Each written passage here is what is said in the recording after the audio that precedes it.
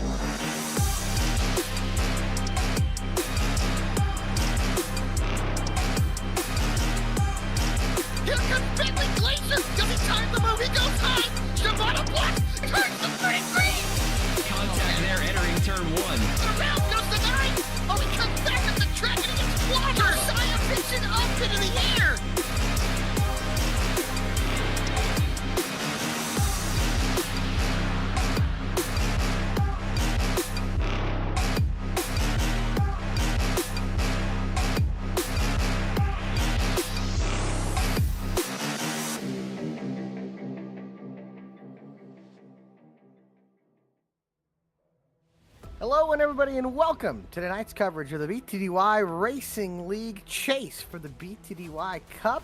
It's playoff race or chase race number 1, and there's no place like home here at the Kansas Speedway for race 1 of 8 races for the championship, as Jeff Wright will look to defend his title. And man, oh man, it is good to be back after a week off, but the Noble Challenge as well. It was good to be from a week off of the All-Star race, and now back to business at hand. And it's good to bring you into the booth here. I'm Alec Martinez. Joining me, my producer and color commentator, Logan Thurkeld. Logan, it's great to be back, and we're here at Kansas, and this race is shaping up to be a good one. Absolutely. It's always a good night for some racing here in the BTDY community on these Tuesday nights. Really looking forward to getting into the chase for the cup here. And while we've got a second, let's just go ahead and take a look at where the points are. We had a couple guys with wins on the season, getting some bonus points going into the playoffs here. Jeff Wright with 6 of those, giving a huge advantage going into this 8-race chase. 2,028 points. You can basically eliminate the 2,000 part and just go 28-9-3. But even playing field for everybody now. The points have been reset aside from those bonuses from the wins. Jeff Wright, Keith Mayato, Justin Carey with some wins on the season. And then the rest of the field here, Chris Samard, Brody Hayes, Noah Mahalski, Ronnie Osmer, Dennis Fairclough, Ray Massey, Cody Adkins, James Loveland, and last but not least for our 12 drivers, Dallas Sullivan, all out here for the next 8 races to see who's going to come out the champion on this series. Might as well roll right into the schedule. With that being said, Kansas tonight, Iowa next week, followed up by Chicagoland, then one more road course on the schedule at Watkins Glen, right in the mix of it all. Dover, Atlanta, Bristol, and last but not least, Auto Club to crown our champion. Alec, what do you think about this future schedule for this championship chase? When the schedule originally came out before the season actually even started, I looked at that Chase and I said, "Man, that is a wonderful schedule." Kansas, great racetrack here tonight. Iowa, you can't hate that. And then you got Auto Club, Watkins Glen. It was a road course. Then Atlanta Super Speedway. We know the craziness that we saw this past weekend in NASCAR. That will be a great race. And Auto Club in that schedule as well. Bristol, always great. And Homestead, man, those are good racetracks. The Kansas Speedway tonight. A mile and a half right as one of those cookie cutters that opened up in June 1st, 2001, that first race won by Jeff Gordon. 10 degrees of banking on the front stretch, 17 degrees of banking in the corners, and we know progressive banking, bottom the lowest, top the highest percentage of banking, repaved in 2012, and a little bit newer surface than what it used to be, so this will be very interesting to see, but a very wide track. It's hot, it's slick, and that's something that we love to hear when it comes to BTDY Night in America and when it comes to these Xfinity race cars. So this will be very interesting. As qualifying has concluded, we'll go to our starting grid tonight. Jeff Wright starting where he opens up in points. The top two in points are going to open up on the front row. Jeff Wright with a 31.492, 2/1000ths of a second faster than Keith Mayato, rolling off to his outside lane in the 36. Then Ronnie Osmer and Noah Mahalski will roll off in third and fourth in row 2. Row number 3 will have Chris Samard and Brody Hayes, teammates. VSPEED teammates going to roll off in row 3, 5th and 6th. 7th is James Loveland with Ray Massey to his outside in 8th. That makes up row 4. Rookie Jace Coley in the 65 will roll off in 9th. And Ryan Gebel's coming right off of winning a real race this weekend over at Sebring, and he'll be starting in 10th. Apologize for the slight delay there on the grid graphic, but it looks like it's catching up now, so we'll get right into the back half of the field. Starting here in 11th on the night, a familiar face, the 47 of Mr. Adam Baker with a 31.972. Cody Atkins in the 55 to his outside, starting out in 12th. 13th goes to Jeremiah Vincent in the 3, then 14th, the 33 of AJ Stravato. Max Cost in the 63 will take the 15th starting spot next to the 46 of Dallas Sullivan in 16th. 17th will go to Dennis Faircloth in the 80 machine with the 5 of Alan Dice to his outside. Last but not least, we have a 20-car field on the night. 19th starting spot goes to Jake Mackey in the 13 next to the 14 of Todd Giles Jr. Make up the field with 20 cars for 120 laps and 180 miles. This is the Sailor Terra Magic 180 as the field you can see pacing off of turn 2.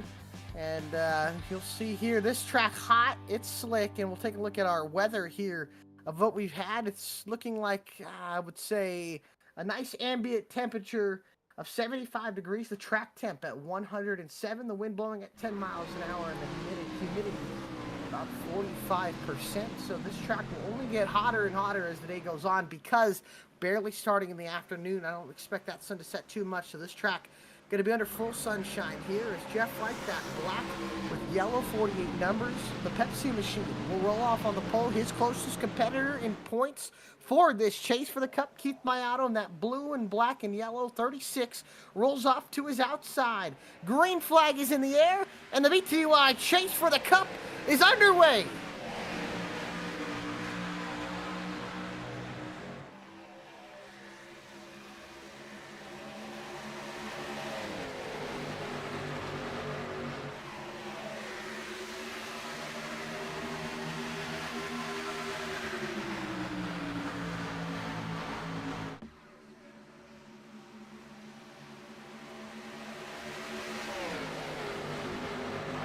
Turns 3 and 4 for the first time tonight, and the first lap's going to go to Jeff Wright by about a half a car length over Keith Mayato as the two battle side by side into turn 1 for the race lead and control of clean air. Wright gets up the racetrack and he clips the outside wall. Mayato going to clear off of turn 2, but momentum coming back for Wright, and it looks like now a dead heat down the backstretch, and Brody Hayes up to third from his 5th place starting position as Noah Mahalski, Ronnie Osmer, and Chris Samard battle behind them, but now Wright powering around the outside, and this time it looks like he'll clear Mayato, and he does just that. It regains the lead of the race. A little bit of a connection issue there for my auto. Hopefully that sorts itself out as we go through this race. But putting up quite the fight early on with the 48. Also a scramble back here for that third place spot. Like you mentioned, Brody Hayes up quite a few spots already. Noah Mahalski in tow. Chris Samar in the 77, third in line. Behind him, Jace Coley, James Loveland, Ronnie Osmer, Ray Massey, and Ryan Gimmel make up your top 10 for the first couple laps at least. Jeremiah Ibbotson might have had some sort of an issue because he is off the pace, or not off the pace, but off the lead pack, I would say. He's 16 seconds behind the leader and all by himself. Might have to start from the pits. I don't know if there was some issue with the three, but this a good battle is 3 wide into turn number 3. AJ Stravato, good to have him back. Sends it to the inside. How about Max Koss kind of muscling Cody Atkins out of the way? And they go back to 2 wide, and now Koss gets 1, and now Stravato trying to get the 2-for-1 special down the front stretch and does just that.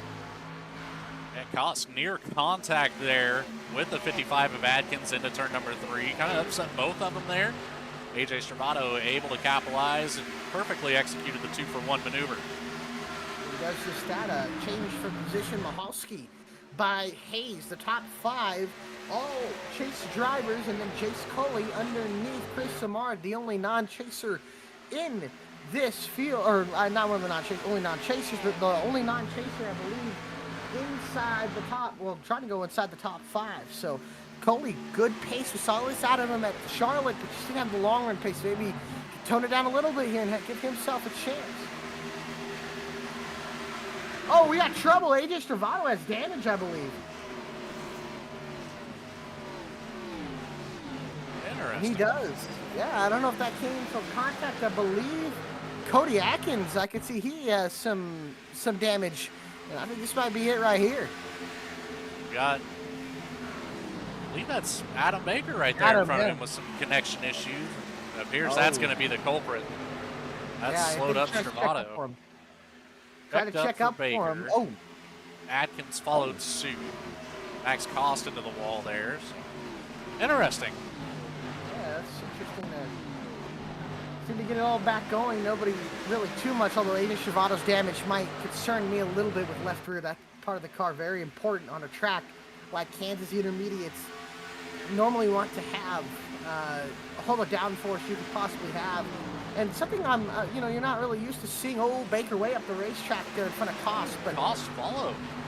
I almost got into him. They get good though. Whoa.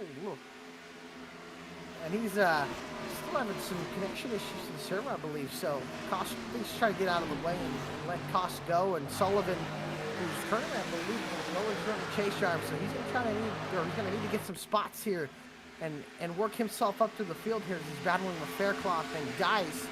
But I'll tell you, we're so used to, I don't know about you, Logan, but everybody running up by the wall here, and look at everybody painting the white line.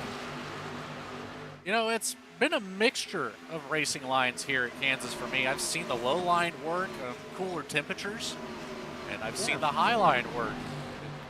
It's kind of a mixture right now. It appears we're getting some high corner entries, followed up by sweeping down to the apron on corner exit. So there's a couple different lines being used right now. And on display at the moment, it's Brody Hayes, Noah Mahalski. Hayes on the inside doors the 03 on corner exit, nearly gets back into the door on corner entry. These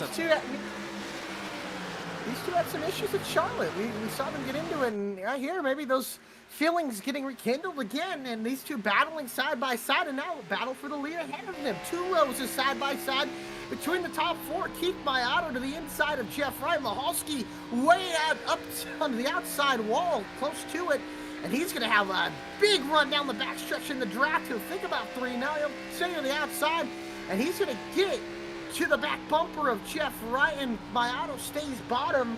Keith Mayato trying to power down, but now he might have to worry about losing a position to Mahalski, who gets very loose on the exit. Keeps it going. How about Jace Coley up to 5th behind Brody Hayes, watching this all unfold ahead of him. A little onboard there with Jace Coley. That was a perfect seat for both of those battles. You could see both of them unfolding at once. And Mahalski going to get clear of Keith Mayato, and Mayato will come back to third, and the top, you'd say the top three now searching around for grip. This is the Kansas we know and love to see in current day NASCAR. Guys searching around for grip, and it looks like Mayato going to try to retake that position and get around. Mahalski goes to the outside here of the 03. I have to pull the old switcheroo, but it looks like Mahalski's going to hold down onto that apron. Here comes Brody Hayes with some speed through the bottom line. And these two can't afford to lose too much time to Jeff Wright, who already has that clean air.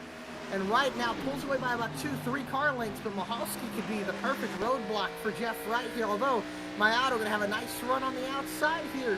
Mahalski gets loose, and maybe Mahalski needing to cool those tires off again, using that outside lane. And surprise, Brody Hayes is going. It could also be kind of that it does. We'll see who can capitalize on the opportunity, whatever it comes about. We got a long race here tonight. Didn't get to quite touch on the race analysis. We'll bring that up now. 120 laps on the board. 45-mile-an-hour pit road speed. 5 tire sets in total available. That's 1 on the car, 4 over the wall. 3 green-white checkered attempts if needed. 80% fuel load, as always. The iRacing fixed setup here for the Sailor Tarot Magic 180. Yeah, so we'll see in pit stops that we're soon coming in at about 25, 30 laps. So we'll see how much longer, how much more does this field get spread out, who saved tires, who doesn't save tires. And Mahalski starting to pressure his teammate Coley for the 4th position. And, you know, what a progression for Jace Coley, who's just started off beginning of the season. It seems like he's starting to pick it up. He's up to 4th, and you know, he's well ahead, I believe, in the Rookie of the Year battle. So, but doing a good job. He seems to be improving week in and week out. He absolutely does. That's one thing that you always love to see, especially, you know, as a broadcaster going through an entire season with a league, is seeing these drivers progress. It's very satisfying to be up here in the booth and be a part of that growth, even though you're not on the track.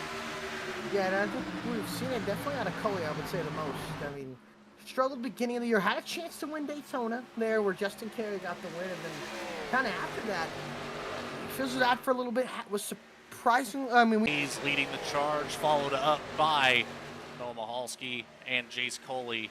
Samard not too far behind with Loveland in tow. We have Ronnie Osmer in the blue number 20 a little bit further back.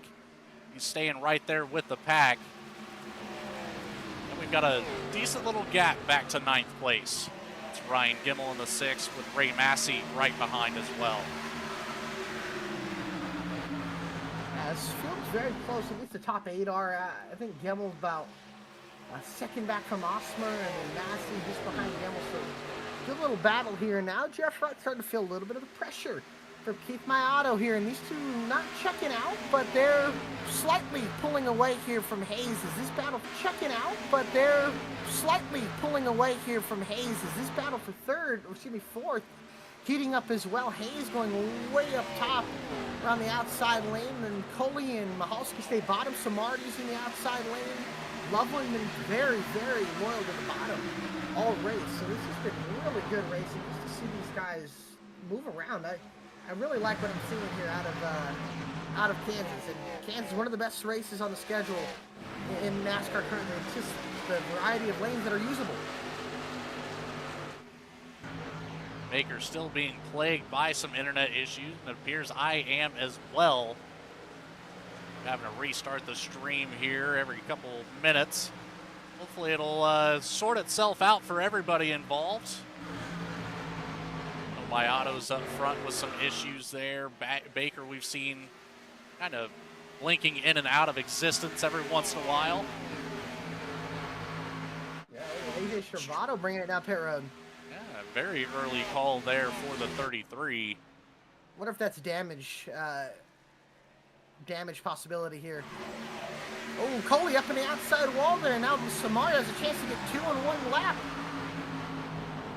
And sends it down to the bottom. A slide job here from Chris Samard, a short track driver doing a slide job, and he's going to do it, but now Coley going to have the opportunity to do a crossover here, use the apron all the way down to the almost to the infield grass, but now Samard in the prime position to at least keep it on the outside here, and maybe he'll have to cross over Coley here on the exit of turn 2, but now Coley won't be able to clear. He's going to get loose as well, and Samard will be able to carry the momentum as he gets into the wall, and Coley clears it now. Mahalski goes down to the inside, and those two not willing to let up, and now Ronnie Osmer underneath Loveland joining the fight. 3 wide here off of 4, and Evan.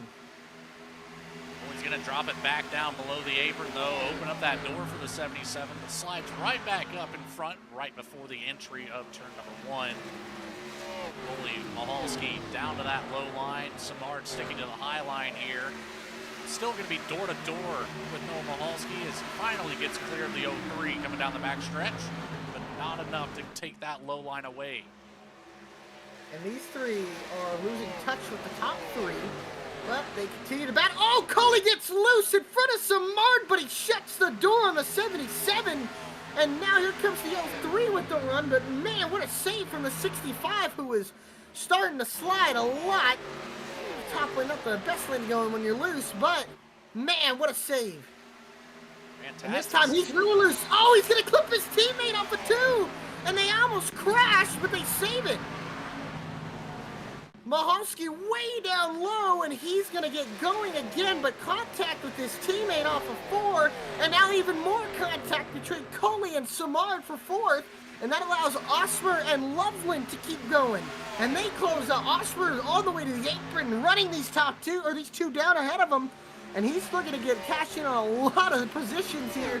If he can clear both of them, Coley using the outside lane. Samard trying to shut the door. Osmer, Samard gets to the wall. There's contact, and Coley slides to the inside wall, and he slams it down on the inside. No caution. And surprisingly, not a caution, but heavy damage to maybe the 77 and the 60 and the 20, and the 65 is out of this race. Look back here one more time. See Osmer entered high, cut that corner very low. Oh, he got the wall loose. and Coley got the wall. Osmer got loose, and there was no avoiding it from there. Yeah, that's a shame for Coley, who's having a good run, and maybe the inexperience there ran the tires out, but Chris Smart got in the wall. He tried to avoid, and Osmer was there, and that's just good hard racing and those guys getting together. And unfortunately, it's going to cost Coley a race car and maybe some damage to the 66, or excuse me, the 20 and the 77, and then of course, I mean, race-ending damage to the 65. And how about these leaders? Brody Hayes up to 2nd by his teammate, who's really loose. But now these guys are moving up the racetrack. Yeah, starting to see that high line being the dominant line now, at least for the top 3. Brody Hayes, Keith Mayato looking to close that gap to Jeff Wright. Then we've got a decent buffer from 3rd to 4th. Chris Samard about 2 seconds back to 3rd place at the moment. That might have been all those guys racing each other and costing themselves all that time. Very much still under fire as well from the 20 of Osmer. Into the low line through 3 and 4.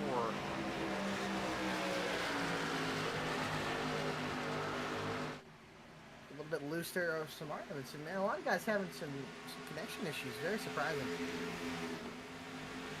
That's unfortunate there for Keith Mayato, who's now stuck behind his teammate. He let Hayes get around him, and now Hayes is starting to cost him time. He just doesn't have the pace that Jeff Wright does, and you know, you got car on the outside, you're running the inside, there's just no match for it. And once everybody's on the wall, it's really hard to pass. So we'll see if Mayato can get around, but he was losing some time to Jeff Wright here, and Hayes slowly, he's kind of holding him up here, but we'll see. He's utilizing that outside lane momentum-wise, but just pushes tires a little too hard, I think. That very well could be the case. You know, we're starting to roll into an area where we might see some pit cycles coming through. Looks like the 63 of Max Cost has picked up a black flag. Yeah, Dennis Faircloth has actually taken it behind the garage, crossed with black flag. Stravato out of the race, Coley out of the race. Adam Baker's brought it in. Here's see how can these guys one-stop it or not. And there's my auto getting the pass done on Hayes here for second. So how much more can my auto chip away here out of Jeff Wright's lead? Might be able to see these two teammates start working together, trying to close that gap up to the leader. Especially with my auto, a little bit faster car out here compared to the 37. Seems like if you want a looser condition, you get up to the top. If you want to, keep the tires on it, you want to get to the bottom. But Jeff Wright doing what Jeff Wright does best, and that is managing and being fast, managing his tires, being fast, and starting to pull away here from Keith Mayato. Smart has gotten that gap down to less than 2 seconds. He's gained about 2/10 over the course of the last couple of laps. He's put some distance between himself and the 20 of Osmer. Looks like a pass back here in progress between Jake Mackey and the 13 and the 5 of Alan Dice. Alice Sullivan, that 12th driver on the playoff board. Sitting in 12th right now, needs to gain some position here. Make this postseason count. Oh, Mackey gonna get that spot away from Alan Dice. And how about Mackey? Good run tonight. Had a good run at Daytona. And sorry, I think I mixed Chase Coley with Jake Mackey there at Daytona. But Mackey's been solid here. And, he's had some better runs later. I think both Coley and Mackey have really, improved from where they were at the beginning of the season, and it helps when you run with a lot of good guys in this league and in this series. So doing a really good job, and man, what an improvement in Mackey up to 10. So he's got a little ways to go to get to Gemmel, but he's got some good run going, and Loveland has lost the spot. Ray Maxey has really picked up the pace. He was actually the fastest car on the racetrack that last lap. He was up to 7th. So that 23 car got some good pace to it. I'll tell you one thing I'm just now noticing here, Alec, is we are missing a playoff driver. That's the 21 of Justin Perry. Who had some bonus points going into this race. Non-appearance is not going to be helpful. No, it's not. And that might eliminate him quick if Jeff Wright is to win this race. Here comes Dice, who misses pit road. He should go around. That's going to be a penalty, or that's going to be even worse, and his teammate has to miss him. That's going to slow down Dallas Sullivan there, who had to avoid that. Luckily, behind 2 other drivers, Noah Mahalski, Ryan Gimmel, both down in the pits. Here's that pit cycle we talked about. Yeah, that's going to be a hold for the 5 of Dice. 100% going to be a hold, and Koss still sitting in pit road idle, but that's another car going to be taken out of contention. Gemmel getting his service done. He's off and away. Mahalski in pit road might have missed his stall. Actually, he is. I think he has a penalty on Mahalski, so he is continuing to stay in pit road. Another chase driver making a mistake. Sullivan gets away. It's nothing of his own doing. He's had to miss his teammate. Todd Giles stays on the racetrack. Jeremiah Vincent, top 10, still on the racetrack. And Samar getting up into the outside wall here. And that might allow Ronnie Osmer to get by and move up to 4th, and he does just that. Quite tell, trying to keep an eye on Mahalski's time in the pit box. It's been in there just a little bit longer than Dice has. Now at 54.7 seconds. Looks like maybe some damage repair for Mahalski and a 30-second hold. I believe that was going to be speeding on pit entry. Yeah, that's not a penalty you want to have. Jeff Wright coming down pit road. Oh, man, he's really coming down pit road. You got it. Look at Hayes way in the pit road hard. Oh, my goodness. Smart as well. Looks like the only one that had it kind of easy was the back of the pack there, James Loveland. He was the only one that didn't really lock it up. The 55 goes sideways behind. That's the Cody Adkins machine. He goes for a spin cycle on pit entry. All the way around there, and he got it going, but going to lose a lot of time, and Brody Hayes did a heck of a job bringing it down pit road. Now, Keith Mayato coming in over 14 of Todd Giles. Sideways ahead on that might hurt Mayato's pit entry. We'll see, though, but he's now in. Ray Massey comes in, who was the fastest car on the racetrack by that time. He's off and away. Now his pit exit, very important. Brody Hayes gained a lot on entry, but he is losing a whole lot of time on the exit of pit road here. We'll see Jeff Wright getting going and out of pit road cleanly, but man, he pulled almost a second and a half on Brody Hayes on pit exit. we'll see where that cycles. Then Keith Miato getting service done to his car. And we'll see when he gets out of pit. I think Wright will get by no problem. It'll be close between he and Hayes. Osmer now bringing it down pit lane. And Miato off and away and out of his pit box. And Jeff Wright will be coming into turn 1 now. And Miato will have to not only fight Wright, but he'll also have to probably fight his teammate Hayes. And Jeff Wright looking to seal, but give himself a good chance and being able to have a chance to afford a bad race at any time, and to get himself a second straight championship in a row and a third championship tying Seth Hatchell. Just keeping an eye on some numbers there. The 55 of Adkins, who we saw go for a ride on that pit entry. It seems like it might have helped slow down that car. He did not end up picking up any sort of a speeding penalty, although he came in quite hot into the pits. That's going to give Adam Baker some laps led here on the night. Much older tires, though, pitted about 14 laps ago this time by. And at least claim a couple laps led. He will. Yeah, he pitted about 12 laps before Jeff Wright did, so the tire difference is already a second. But Adam doing a good job getting some laps led to go on the tally, but better enjoy it. Further back here, Osmer, who also assumed the lead there for a little while. He cycled out to the 7th position behind Chris Samard, in front of James Loveland and Ray Massey. Pressure tires on the 20, but it's so early in the run, it doesn't quite make a difference at the moment. Loveland, though, looking for an opportunity to get around the 20. He's going to look to the inside on corner exit of turn number 4. Down below the apron here. He'll be side by side across the start-finish line and gets the advantage into turn number 1. Had to pull a slide job here. Oh, maybe not. Osmer got just a little bit tight, and Loveland with ease going to go by. I think the top lane doesn't have as much grip as I thought it would. It's starting to show, I can tell you that. And Adam Baker's unfortunately going to lose the lead here probably in turns 1 and 2 to Wright, who has a 3-second lead over Brody Hayes, who only entered 6/10 behind him. I really do wonder what happened there. I think it was all pit exit, and Wright will go to the lead with ease, but I don't know, Brody lost a lot of time. We know Keith Miato gave up an extra lap to get a little bit of a tire advantage here, so we'll see how much that'll matter, if it'll change anything, but Wright pulling away.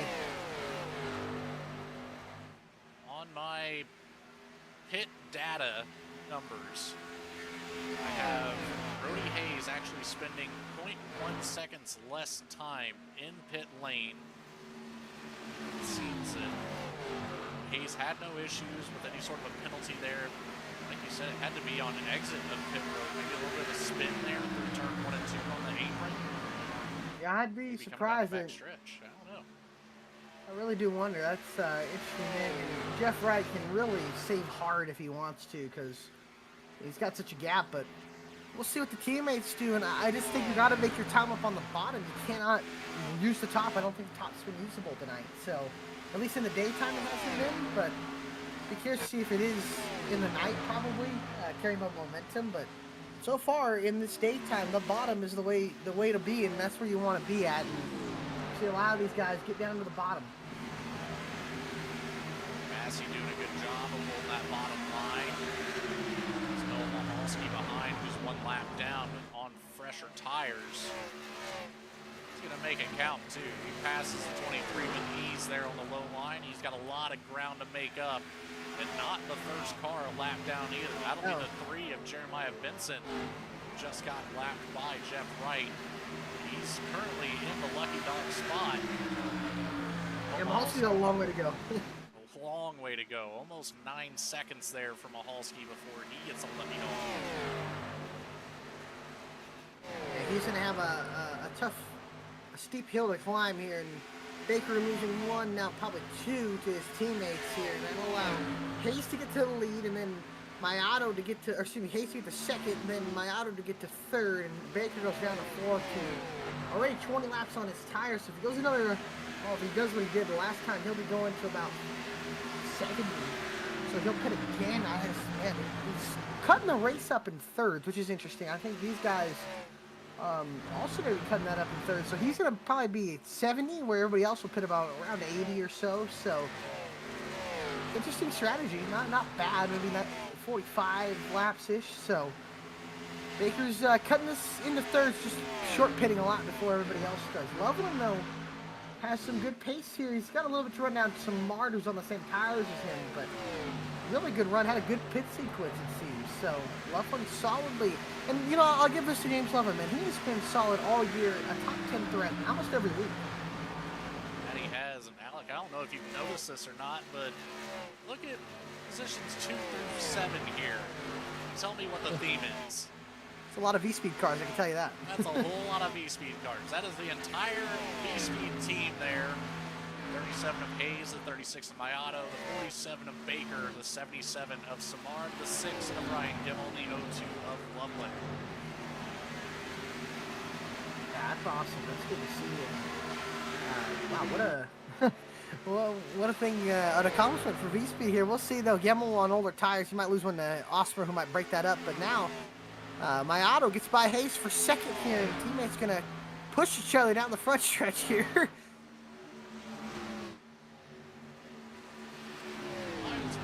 Together when you have the opportunity to do so.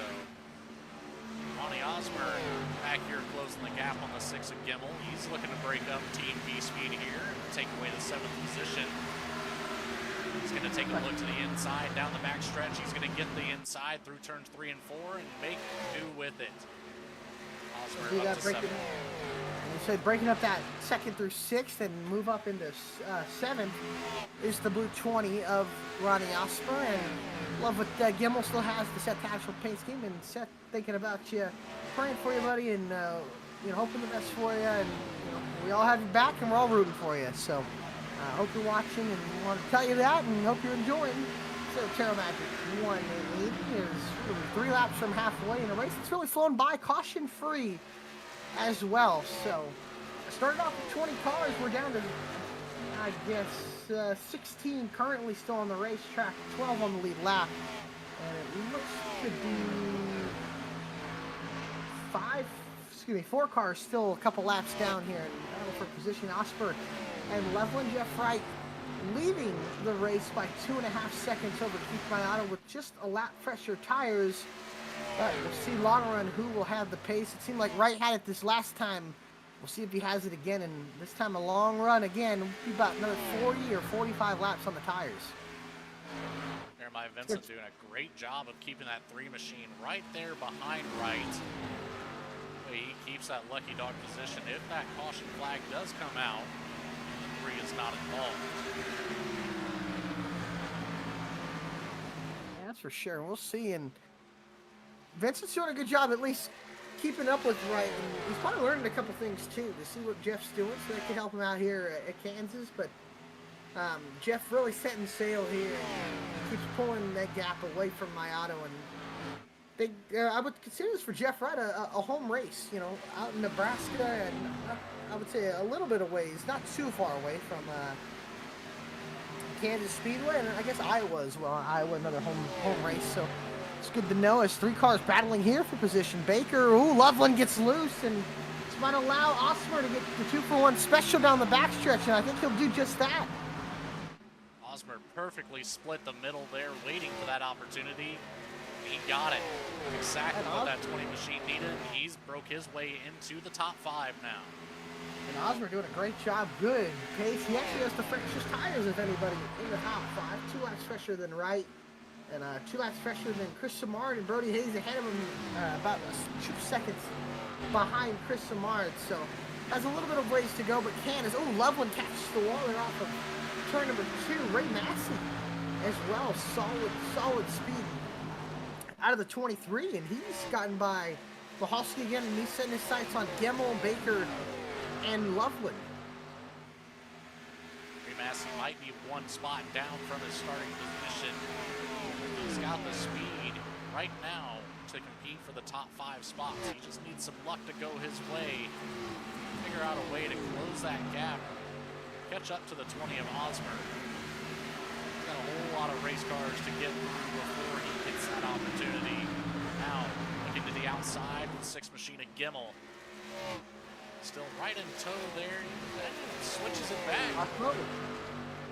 Great crossover move there for Ray Massey here, and he'll get one and try to make it a 2-for-1 special here as he gets to Adam Baker in the 47, who has significantly older tires, but is kind of evened out a little bit. Not a crazy amount, but still about 2/10 off, but he's still got really good pace for a 30 lap or so run. So we'll see how much longer until Baker brings it down pit road. Could be very soon, as Massey now moves up to 7th on the racetrack. Baker down to 8th, and now Gemmel trying to get that spot away from Adam here. And now about 6 or 7 tenths up the road for Massey is the 02 of Loveland. You'll see him coming to the camera frame right there past the start finish line. Still a little bit of ways to go as we are past the halfway mark of this race. Gemmel going underneath Adam Baker here for what will be 8th on the racetrack. And I don't know if Baker's going to have too much to say about it with the older tires, and he'll lose that spot. Mahovsky, don't mind him. He is currently a lap down in 14th.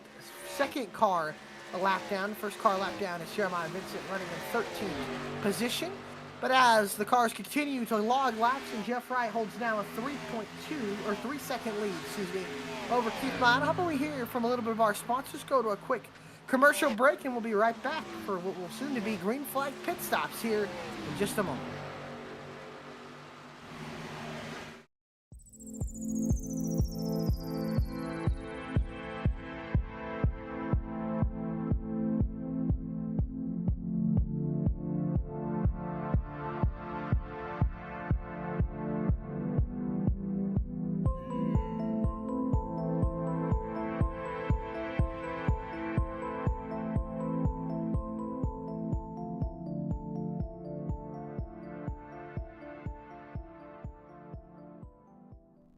Sailor Tarot Magic is the spot to get a reading from Sally, an intuitive healer and tarot reader. Known as the Nurturing Reader at New Jersey Street Fairs, you can also check out our YouTube channel for lunar and astro readings, as well as our Instagram for live weekly readings. Her rates are affordable, and you will leave with a newfound perspective. Sally is now offering an introductory class on tarot cards and intuition, and is available for parties. Call or text 732-314-0777 to schedule your reading today.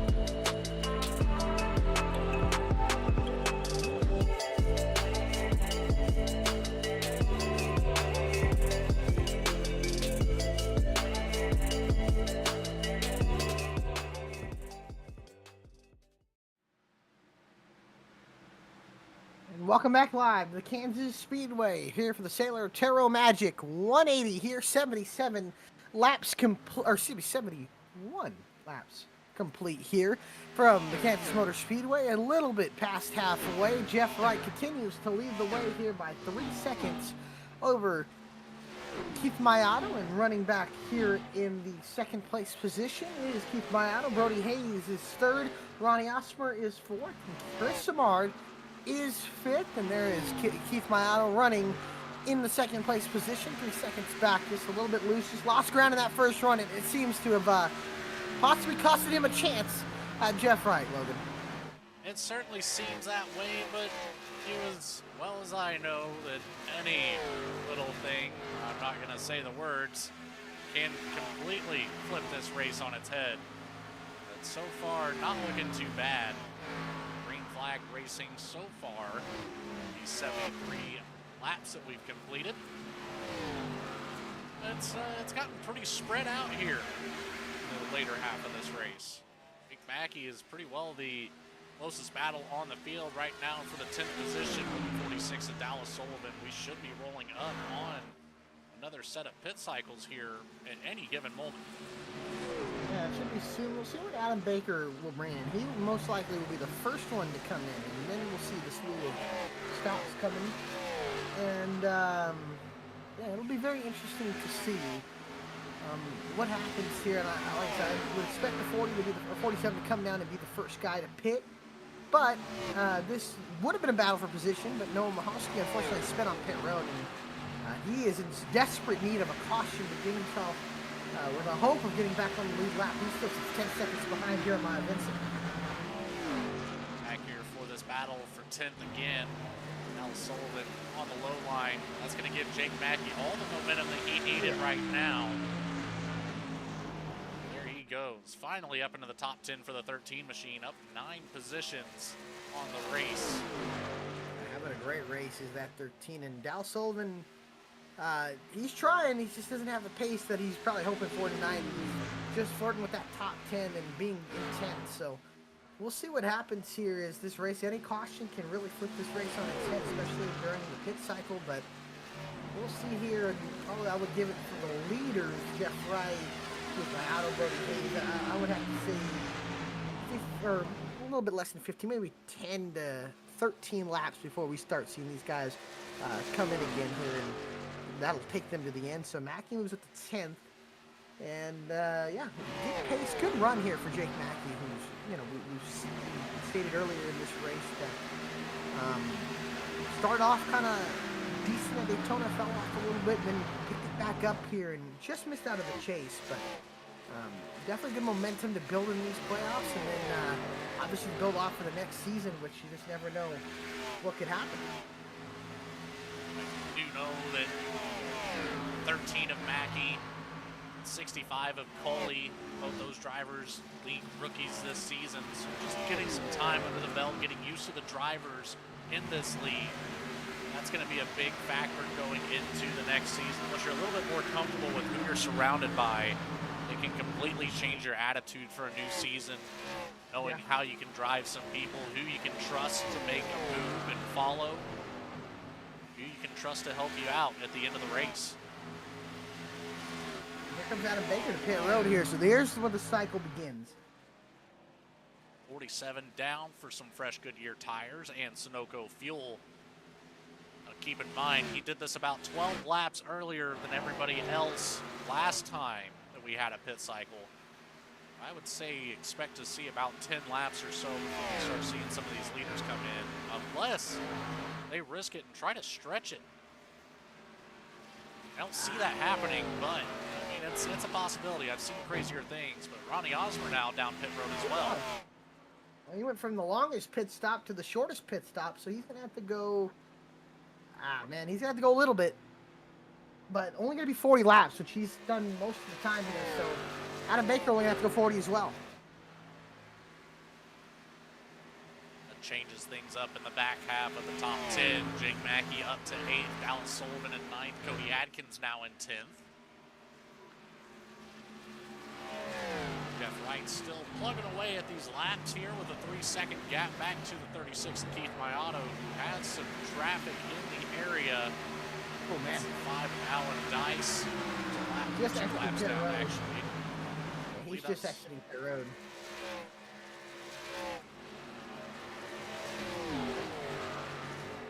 Oh man. It's going to cost Keith some time here. Giles, who's 2 laps down, I think he hasn't brought it down pit road yet. And Brody Hayes, second and a half back. And just for an example here, Adam Baker's going to turn his first lap of, on speed here. He's going to turn a 32.2, so almost a second faster than Jeff Wright here.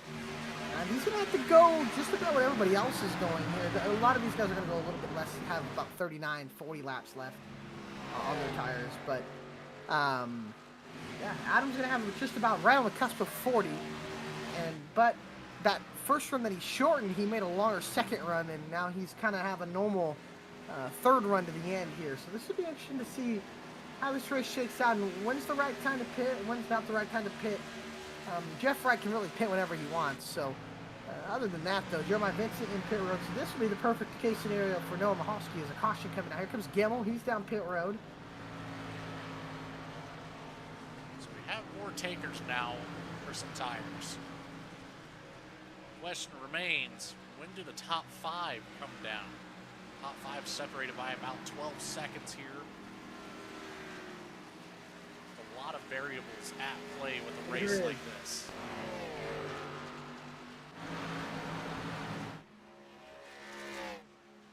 What do you say we hop on board with Jeff Wright and see what it's like to take a lap around Kansas?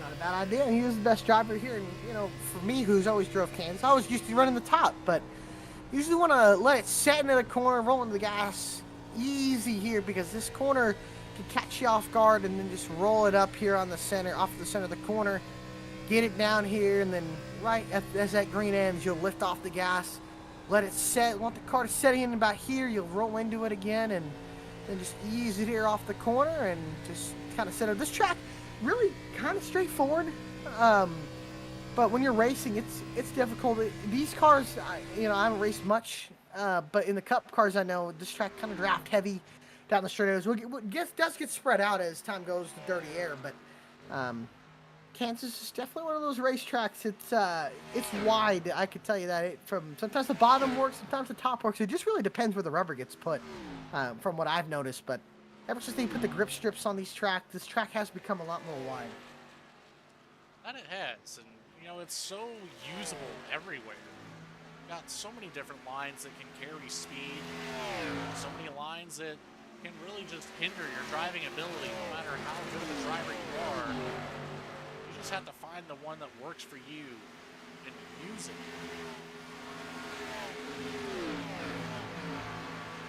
And Jeff has definitely found that line, and there's Cody Atkins trying to get around teammate Dallas Sullivan for 9th, who's coming into pit road. So these guys really, really cutting it close here as Dallas nice and easy into pit road. I think Brody Hayes is bringing it down pit road here. So it's be interesting, although he's locking up, coming in fast, but gets it down. Samard coming to pit road, I believe. Osmer's already brought it in. Ray Massey moves up to 4th. Here comes Mahalski. Here comes Loveland. So everybody. Oh, Loveland's spinning! And he gets it saved, but going to cost him some valuable time and track position. No caution, and there could have been a couple wrecks that should have been cautions, but hasn't been. And yeah, Cody's Atkins, in. Playing it much safer than last time. Oh, Dice is going to go for a ride, though. That's not keeping it safe. That's the second time Alan Dice. Watch out, Ray Massey, who will miss him. But, yeah, that's second time Dice has messed up pit road. So Mahalski and Loveland both away now. So that And leaves Brody us Hayes with, out of pit road. About 5 drivers maybe, that haven't come down pit road. Looks like we got so some more takers there in the background. Yeah, it looks like. Max Cost? No, Cost is still No. He's I think out it's of just the top 4. Massey, who's already in pit road. Mackey, who's in pit road. So just now, Fiato, who's out of pit road, and Jeff Wright, who's coming into his box. So, yeah, not too much more. I think everybody's literally getting their final stops in. Fiato just gonna beat Hayes off of pit road, and Baker, who's lost a little bit of time. Osmer here, who shortcutted everybody, has jumped my auto and Hayes, but the tire advantage just might not mean enough. And Jeff Wright, who's already exiting pit road, I don't think he'll keep the lead, but it'll be quick. 10-lap difference. It's quite a bit whenever you put pen to paper on the lap times. Oscar's going to get by. He'll lead a lap, but that might be the only lap he leads.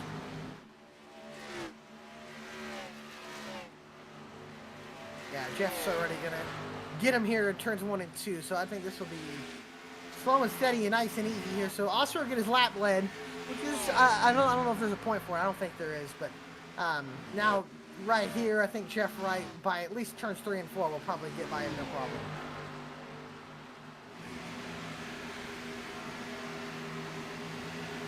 There's the move to the inside for the 48 machine. Yep. Osborne keeps it high up on the track. It's going to allow Jeff Wright to get right on by. No contest really there with that 10-lap difference. It's crazy how much 10 laps is such a difference here. Jeff Wright will easily pull about 10 seconds by the time this runs over Osmer, who's has to run 42 laps. This is a good battle. These two teammates going at it, but Keith Mata seems to have a little bit better long-run car, and he has fresher tires here. We'll see, though, if Hayes can get by him.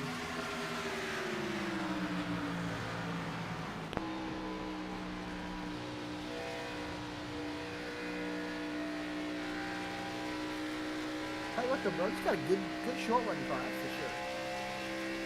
And he does. He's shown that pretty well all season long. Sometimes the long run plays in his favor, but a little bit of a struggle throughout the first 12 races. See if he can pick anything up here throughout the playoffs. And only 8 races, including tonight. It's going to go by quick, Alec. I'm not quite sure I'm ready for it to be done. I know, man. This has been crazy how quick this is. Season's gone by, but I'm curious to see what the next season's going to be. If I think we'll see maybe more new faces, new drivers, more drivers, and I'm curious if we stick with the Xfinity car or not.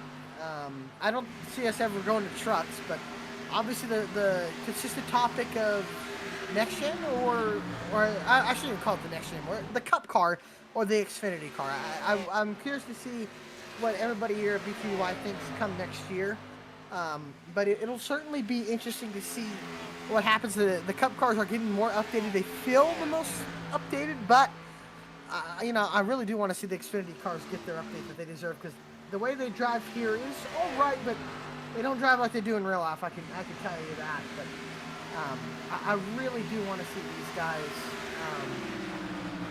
I want to see these guys, you know, be challenged if they get into the Cup cars. But if they do the Xfinity car, I would not mind it, I guess. But I would like to see these guys, you know, get maybe, you know, we have a 20 car field, which is great. But hey, wouldn't it be awesome to have a 40 car field at Daytona next year? That it would. 100% certain on that.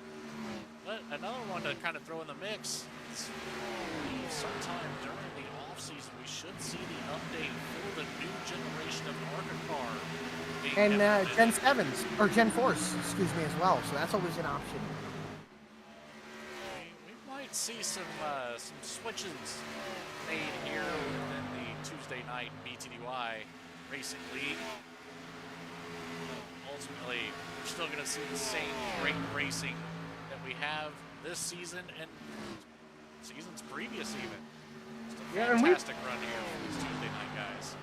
Yeah, we've seen the Gen 4 cars. You know, we had, I think it was the next gen, and the Gen 4 cars were for the short tracks, and then the next gen was for everything else. So who knows what the mix can be? But next year's going to be crazy.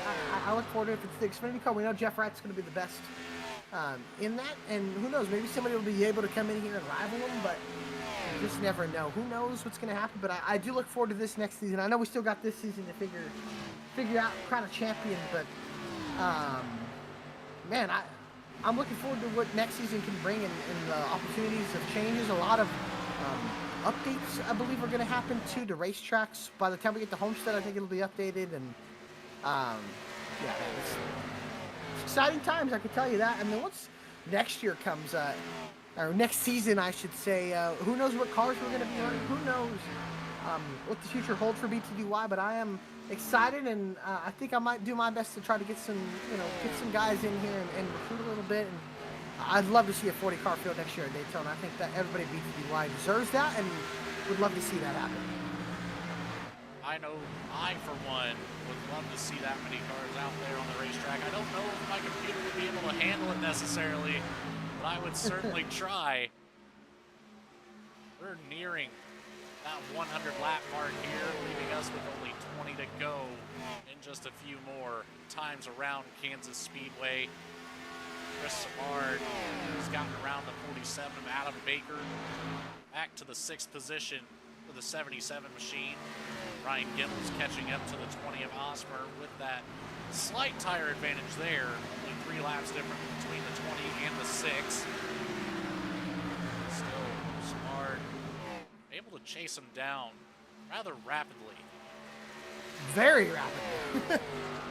I just think the tire advantage is so big. Gimbel here, 5 laps is a lot here at Kansas. There's 20 to go here. 5 laps is a huge difference. We saw what Jeff Wright did with 10 laps difference. So it's not going to be as much of a difference, or as big of a difference, but it's still big here, especially as laps get counted on the tires. But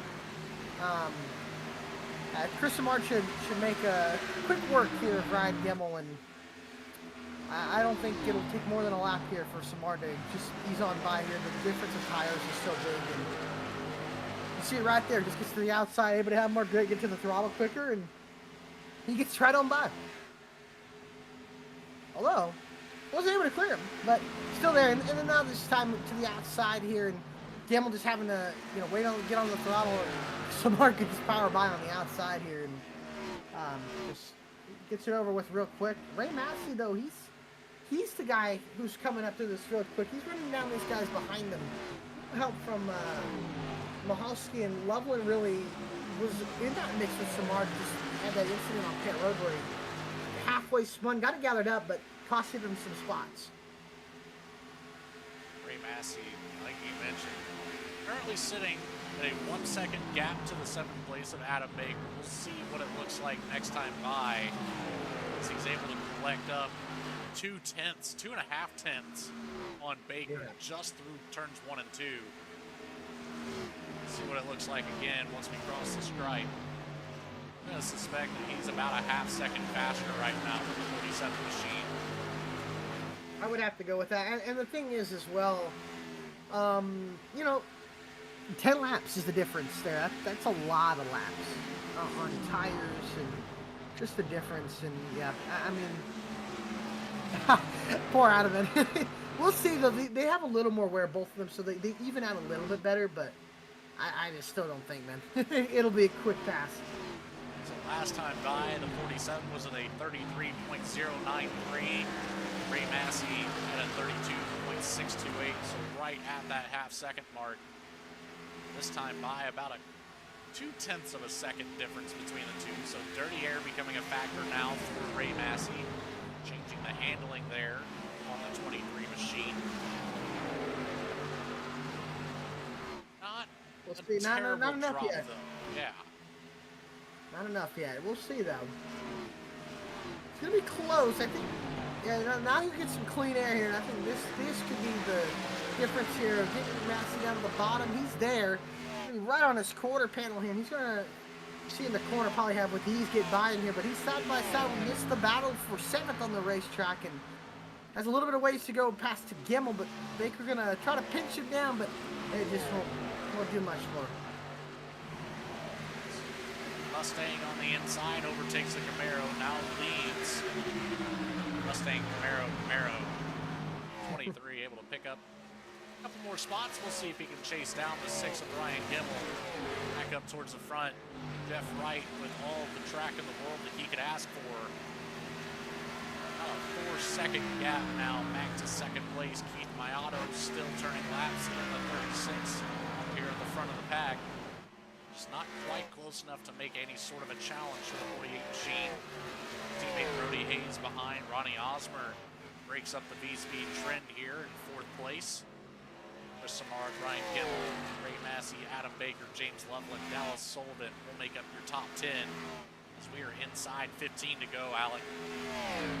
And I think the only thing that'll change this race is obviously a caution coming out, and we'll see. But I just think this field's so spread out. I don't know if we'll see much. And these two teammates gonna go at it. Loveland and Baker. Baker just a little bit older tires than Loveland here. I think it's gonna be hard for Adam to hold off James here. As a little bit of a blinking issue, but they keep going. And I think the next battle we'll probably see is Gemmel and Massey. And I don't know if Massey's gonna be able to get down to Samar here. Loveland trying on the inside here, Baker on the outside, pulling him back here down the front stretch here. And we'll stay side by side, but I think Baker just going to let Loveland go by, and Loveland moves up to 8th, and Baker back down to 9th. Probably has that top 10 spot secured as Mackey is running down Solomon for 10th on the racetrack. And it's at a pretty sizable gap between each of the drivers in the top 10 or in the top 5. So we'll see if any of those battles will close up here towards the end of this race. But Massey closing on Gemmel here, and this will be the battle for 6th on the racetrack. Massey's had a good long run car, and he got it to the top 5 that last race, or that last run. And Massey, one of those drivers throughout the season, always seemed to have a good long run car. Kind of plagued by bad luck throughout the season. A couple finishes that he wishes would have gone differently for the 23 Clark Crenshaw machine. Ultimately, though, still making it to the chase for the Cup. Just unfortunately, no bonus points to help his cause. Quite a distance there to make up if he wants to take up the championship. But it starts here tonight. The more points that you can gain, the better off you are. We've got 7 more races to complete before it's official. Left Right might have the advantage right now, but that does not mean it'll be the same even 2 weeks from now. That's for sure. It just takes one bad race. If you get a 20-car field and you finish 20th, and say Keith Mayato goes out and wins, championship's only separated by single-digit points here. Most likely, Jeff's going to pull 2 or 3 points on Keith Mayato here, but anything can happen. Atlanta still looms large. There's plenty of races that can go the wrong way. I'm curious if we do maybe see Adam Cabot signing at Dover. He loves to celebrate Dover Day, so you just never know who will show up, who will race here. Is Massey and Gemmel going out of here for 6th, and this is becoming a good battle here. Maybe, just maybe, Massey can get that top 5 position as Gemmel on the outside, Massey on the inside. He just won't be able to clear with the momentum, and now I know Mahalski going to get to the outside. I don't think Massey wants to lose that spot here, and it's not a spot for position, but it is a spot of track position, so to speak here. And Gemmel going to go way up high, Massey back down bottom, but now Mahalski's going to play a little bit of a spoiler in this battle. The 0-2 of James Loveland back behind. That is for position with the 23 of Massey, so he's got to keep an eye on the rear view here as well. He's trying to get ahead of Noah Mahalski and start chasing down Gemmel once more. Yeah, I don't think Massey's going to be too happy with Mahalski here, because that's really going to hurt his chances of getting by Gemmel, and for sure going to hurt his chances of getting to Samard. But further back, that battle for 10th is starting to come to fruition. Jake Mackey about a half second back. Earlier when we mentioned it, he was a full second behind Dallas Sullivan. Keep an eye on that. Now Noah Mahalski finally gets out of the way. Let these 3 cars right here battle it out for what could be the 6th position. Yeah, that'll be interesting to see. We'll see what happens with these guys. And I've noticed Gemmel has ran down Samard, and Samard slowly but surely running down Osmer, but I don't think he's going to get there. And Loveland gets sideways off of turn number 2, and now Massey gets it back straight, but will pull just a little bit here. And wow, what now the field is tightened up once again. Oh, Gemmel gets the wall there off of 4. Massey should be able to clear now, set his sights on Samard. It's not quite clear, and now he is. It's a little bit closer than I was expecting it to be, seeing Gemmel get into the wall there, but now the 0-2 of Loveland down the inside, following suit with Ray Massey. He's going to be door-to-door with Gemmel here on corner exit, coming down the back stretch. Gemmel will have the advantage, a little bit of a drive from that momentum off that high line. It's really not enough for either one of the drivers to try to get back up to Ray Massey. Yeah, we'll see here. He's going to have a nice run down the front stretch, Gemmel will, but he needs Massey to make a mistake and to get up into the wall here. We'll see if Massey doesn't decide to take the air away, but now Gemmel just doesn't seem to have the drive off the corner, or has the drive off, doesn't seem to have the center and entry that Massey does, just from a tire advantage. But don't let Massey get away. 4 or 5 laps to go, so coming to 4 as Jeff Wright comes across the start-finish line, but good battle. This is the battle for 6th. We got 3 cars under a blanket here, and Jeff Wright's just saying, please, boys, keep it clean. We got 2 teammates and a non-teammate battling, 2 Camaros and a Mustang. We'll see where Massey decides to go. He'll leave Gemmel the outside lane again, and now Loveland trying to get underneath his teammate, and Gemmel going to have a nice run down the backstretch here. Massey going to have to be defensive here. Where does he go into turn 3? 3 laps to go. Wright crosses the line. Gemmel stays once again to the outside. Massey just not going to give the outside, or going to just keep giving the outside to Gemmel here. The bottom seems to work, but that run down the front stretches and back stretches, very, very important for Ryan Gemmel here, but just stuck in that 10th to 2/10 of a second gap or bubble. He needs a mistake here out of Massey. Maybe gets tight, has to get out of the throttle, and he'll have a chance. But now Loveland to the inside. That high line now late in this run is too dominant. I feel like Loveland needs to get up on that high line, try to get a better drive off of the corner than Gemmel can get. Gemmel when I went too high. And it sticks there in the middle. Gemmel into the upper marbles up there at the top end of the track. Yeah, 2 to go here.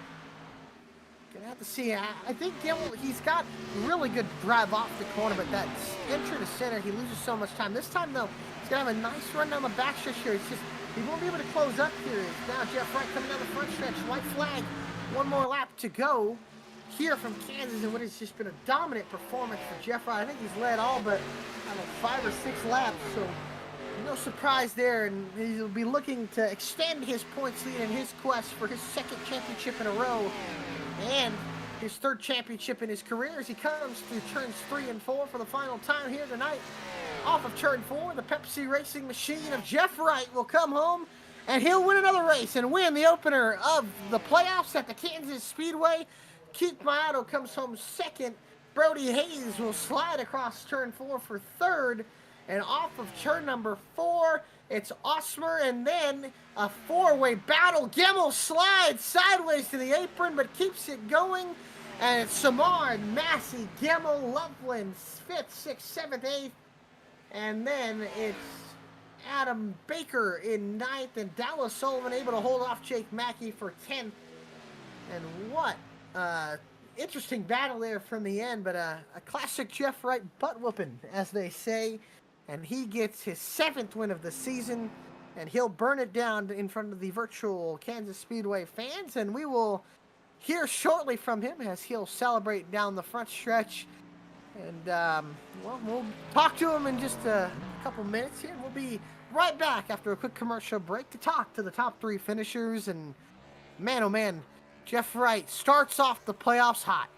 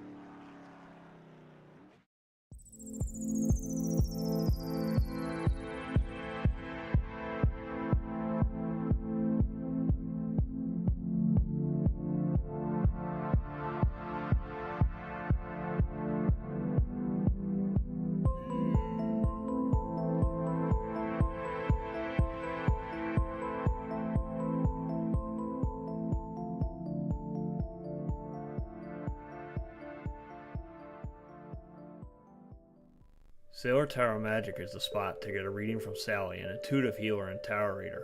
Known as the Nurturing Reader at New Jersey Street Fairs, You can also check out our YouTube channel for lunar and astro readings, as well as our Instagram for live weekly readings. Her rates are affordable, and you will leave with a newfound perspective. Sally is now offering an introductory class on tarot cards and intuition and is available for parties. Call or text 732 314 0777 to schedule your reading today.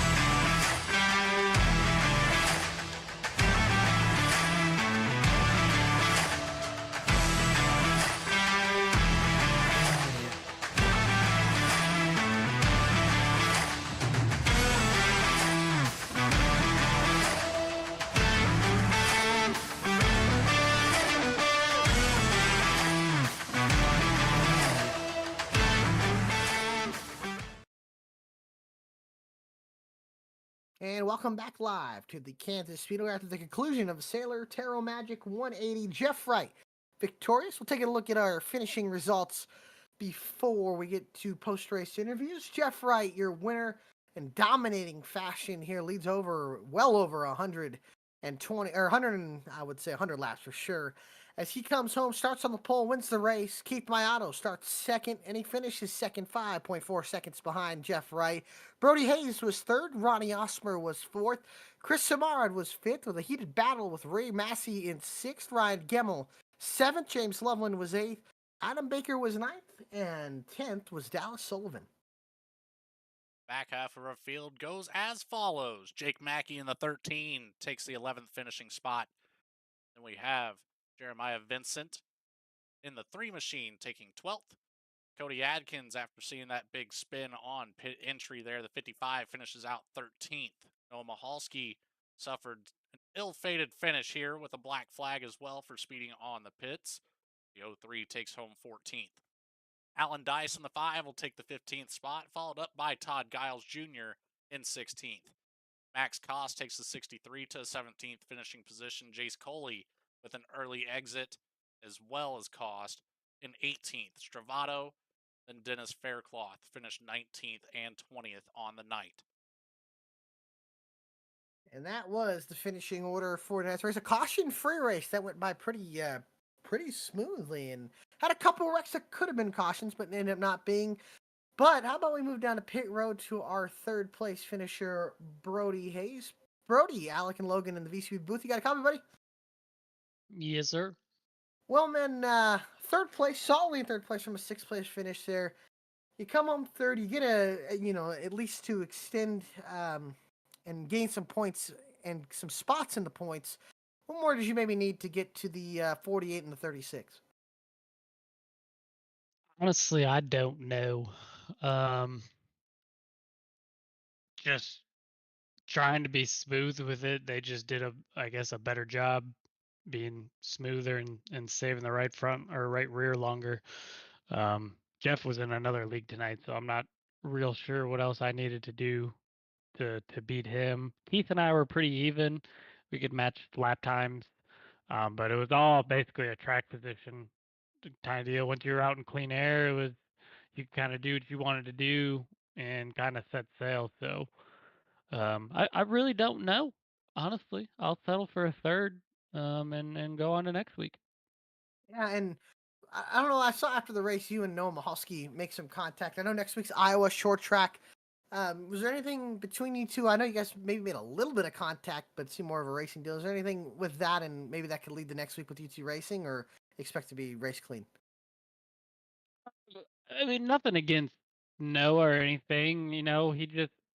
I know he he races hard and I race hard, and I don't feel I have raced as hard as I used to in the past, so I've kind of raced a little bit harder, especially in this car, because you got to have the track position.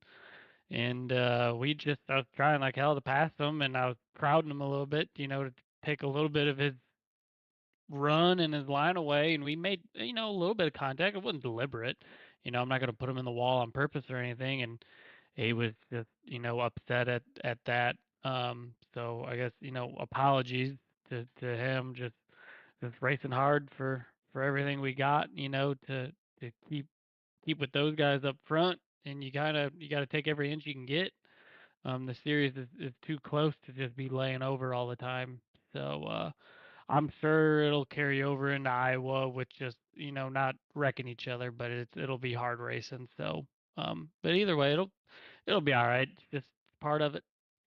For sure. Well, I know you look forward to Iowa, a short track guy yourself, so looking forward to seeing you out there. Is there anybody you want to give a shout out to here tonight for tonight's run? Yeah, you guys up in the booth as always. VSPEED. Continue prayers to Seth. Hope he's doing well, and need him and his field strategy game back on here to help us.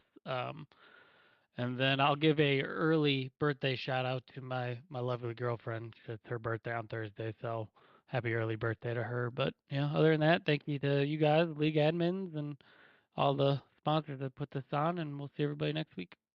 Absolutely. Well, we appreciate your time, Brody, and happy birthday to her. And we'll see you next week at the Iowa Speedway. Yes, sir. Thank you, guys. All right. Thank you. That's Brody Hayes, third place finisher. We'll move up to second place finisher, his teammate, Keith Mayato. Keith, Alec, and Logan in the V-Speed booth, buddy. You got a copy? I do. Well, man, second place here to none other than Jeff Rod on a mile and a half. Had solid speed, was always in second. What more did you maybe need to get to Jeff? Don't really know.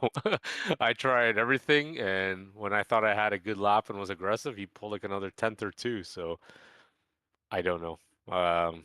I'm dumbfounded by that one because I know I was running pretty close to him first stint, right on him. So I think he was just. I personally think he was just playing me at the time, keeping me close. And then yeah, once Brody got in between us, he gapped us about a second, and we can never get that, never close that gap ever again. So other than that, it was a, good solid race. I just need to finish quite a few more races ahead of him to, close up that points gap. For sure. Well, I'll tell you this: we go to a short track at Iowa. You had a great run, and these runs have really been coming. I mean, your average finish the last 6 races has probably been, believe it or not, better than Jeff. How do you feel about going to Iowa and trying to get some of those points back and trying to reel Jeff in? It's gonna be a tough one. I don't think the new updated Iowa was good to me. Or something happened with Iowa the last time around. Couldn't figure it Oh, out. So maybe it's a new setup and it'll suit me more than Jeff or everyone else. yeah, I forgot. I don't know if build day is next Tuesday or not, but if it is, I just thought about it. You will have the new repaved Iowa, so just thought about that. So That'll be interesting that'll for be everyone. very interesting. Yeah, that's for sure. Well, we appreciate your time, Keith. Is there anybody you want to give a shout out to here tonight for tonight's run? Yeah, shout out to all my teammates at VSpeed, Sailor, Tarot Magic for sponsoring the race tonight, and of course yourself, Alec, Bradley, Logan for doing an awesome job on the broadcast. Well, we appreciate your time, Keith, and we thank you very much for the compliments. And we look forward to talking to you next week at Iowa, and wish you a good rest of this week, man. I'll try to make it happen. Thank you. All right, thank you, Keith. And that is Keith Mayato, second place finisher in tonight's race. And go to victory lane here at Kansas, where Logan Thurkout is standing with Jeff Wright. Yeah, we've got the driver of the 48, victorious once again, 7 on the season, first one in the playoffs here. Jeff, you've got quite the lead going into the chase for the cup here. What's it feel like to put a little bit more distance between yourself and second place on the standings? Yeah, it's just nice to have a complete race together again and not have any trouble, whether that's hardware issues or internet or what have you. So, and yeah, stoked to get a good start here, with this being the first race of the chase. We definitely needed that. Keith really came into this race with a lot of momentum. I think he won 3 of our last 4 races, so he's been really tough to beat lately, and glad we could just barely edge him out on qualifying. It was like 2 thousandths And that's a big advantage here at Kansas to be able to start on the front row and have the pole because you can jump out and get some clean air early. He definitely battled me tough there for the lead there in the early goings. Just I think we both knew how important clean air was going to be, and thankfully I was just able to keep him behind me the entirety of the race and hit our marks, hit our pit stops, and get through this race cleanly. And like you said, come out with quite a bit of points. Yeah, after 113 laps led, can't really have too much to say about being unhappy with the track. However, a lot of chatter coming from a lot of the drivers not remembering Kansas driving this like this it did tonight. Were there any adjustments that you had to make out there on the track? Yeah, for sure. I mean, Kansas raced entirely different tonight than what I was kind of expecting. So, typically Kansas is, with this car at least, it's a pretty tight setup, and you see most of the racing kind of migrate up to the wall, and it's kind of a battle for the track position up there, and it can be tough to make passes on the bottom. But tonight it was just the opposite. The car was extremely loose, on edge, and just a handful. I mean, my hands really hurt after that race, and I asked some of the other guys, and it sounds like they were too. So you definitely had to have a death grip on that steering wheel tonight. But it seemed like kind of after the first fuel run, I feel like I kind of got comfortable with how to approach the corners and how to really get a good exit off them. I was really sliding early on, and maybe that was track temperature. We did have quite a bit of cloud cover, so things cooled off a little bit, but seemed like after that first pit stop, we were pretty dialed in, and car felt really good. And it was just pretty much at that point, just try not to make any mistakes. Don't hit the wall, don't slip up or anything. And thankfully, we didn't have any of that tonight, and it was just pretty smooth sailing. Well, again, a fantastic job once more for the 48 team. Jeff, we appreciate your time. Is there anybody you'd like to say thanks to before we head off to Iowa next week? Yeah, big thanks to you guys up in the booth. Everybody at VSPEED that makes this thing happen. All the producers and every single person at VSPEED. You guys are the best in the business, and we appreciate your coverage. Obviously, all the sponsors tonight here in BTDY, Affinity for Gaming, Up There Disc Golf, Sailor Tarot Magic for sponsoring tonight's race, and Icon Apparel as well. And I don't think I'm missing anybody. League admins too. Putting these events on. So much fun to come out here to race BTDY. You're going to get a good clean race, and most of the time caution free, which has been awesome. So go 120 laps tonight here at 1.5 miles with no yellows. That's a lot of fun. Lets you execute pit stops and that sort of thing. So just a blast all around, and thanks to everybody that puts us on. Absolutely. Well, again, great job tonight, Jeff. Regular season champion, starting off the postseason on the right foot. We'll see you next week at Iowa, buddy. Sounds good. Thanks, guys. Congrats, Jeff. That's Jeff Wright, the winner of tonight's race here at the Kansas Speedway, and I think more of a home track for him and a hometown win. And Logan, Jeff extending his points lead, and Iowa, a short track. You'll be interested to see with the new build if it is the new updated Iowa, or if it's going to be the Iowa we've been known to have here on iRacing. But it's very interesting to see how these guys attack that track. It very much is. And, again, just like Jeff said, I expect a good, clean race at Iowa. It might throw a wrench in things if they do go ahead and update that pre-race. We're just going to have to take a week and find out next Tuesday. But before we get to that, we had one birthday shout-out. I'd like to go ahead and extend another to our very own Alec Martinez, who will be celebrating his birthday this weekend as well. So another trip around the sun for you, Alec, before we head up to the cornfields. Yes, sir, before we head up to the cornfield. I appreciate it, Logan. And again, to all those that have watched, we appreciate you guys very much. To all the subscribers, all the viewers that have watched and have continued to watch here on VSPEED. If you aren't subscribed, subscribe, and remember to hit the like button on the video. And remember as well that if you subscribe, you get to see all the racing coverage that VSPEED has with all the great broadcasters and producers and series that come on VSPEED. And we can't thank you guys enough for watching week in and week out. And we appreciate all the sponsors here at BTDY and all the admins that run it. And again, I'm Alec Martinez, and joining me tonight was Logan Thurkout. It's been an honor and a pleasure to keep broadcasting here. We look forward to being next week at the Iowa Speedway at 8:30 p.m. Eastern Time for race number 2 of the playoffs and the chase for the BTDY Cup. Until then, have a wonderful week and a wonderful weekend, and we'll see you next week from the cornfields of Iowa.